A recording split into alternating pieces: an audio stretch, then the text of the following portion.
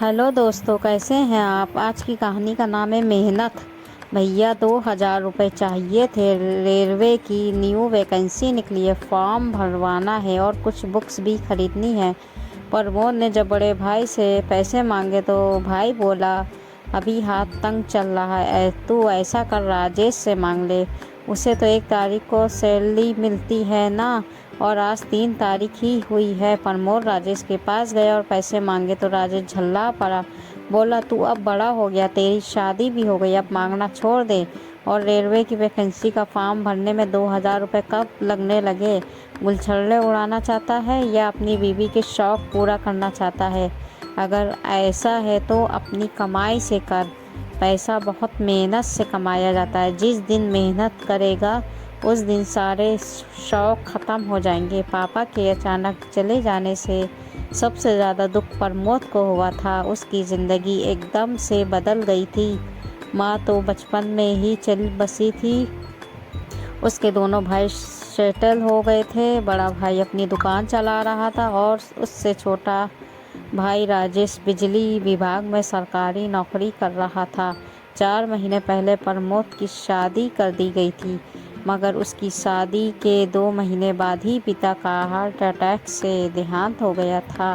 प्रमोद ने पापा से कहा था कि बिना सेटल हुए उसकी शादी ना करें, मगर पिता ने कहा, तू फिक्र क्यों करता, कमाने के लिए मैं और तुम्हारे 2 बड़े भाई हैं ना, तू अपनी तैयारी करते रहना। जब तक पिता जीवित थे तब तक प्रमोद के सामने कोई परेशानी नहीं आई थी।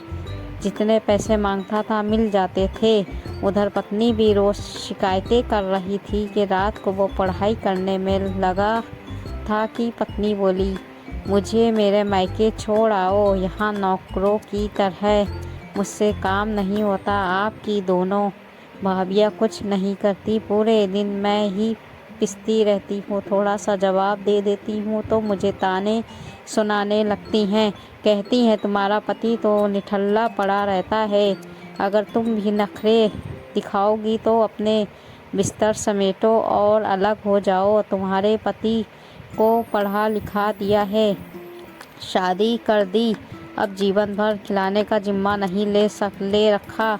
प्रमोद बोला, अभी मुझे कुछ दिन का वक्त चाहिए, प्लीज़ कुछ दिन एडजस्ट कर लो। अगर तुमने आज सब्र का घूंट पी लिया तो हमारा भविष्य अच्छा गुजरेगा।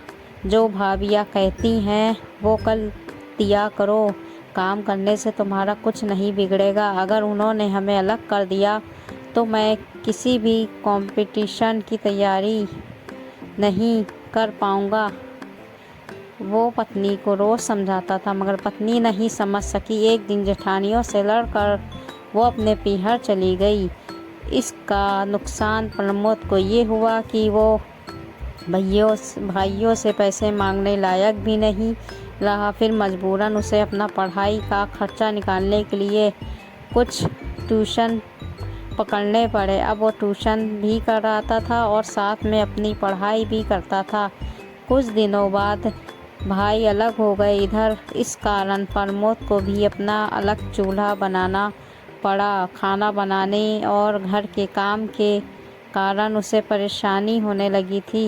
इस कारण वो अपनी पत्नी आरती को लेने अपने ससुराल गया।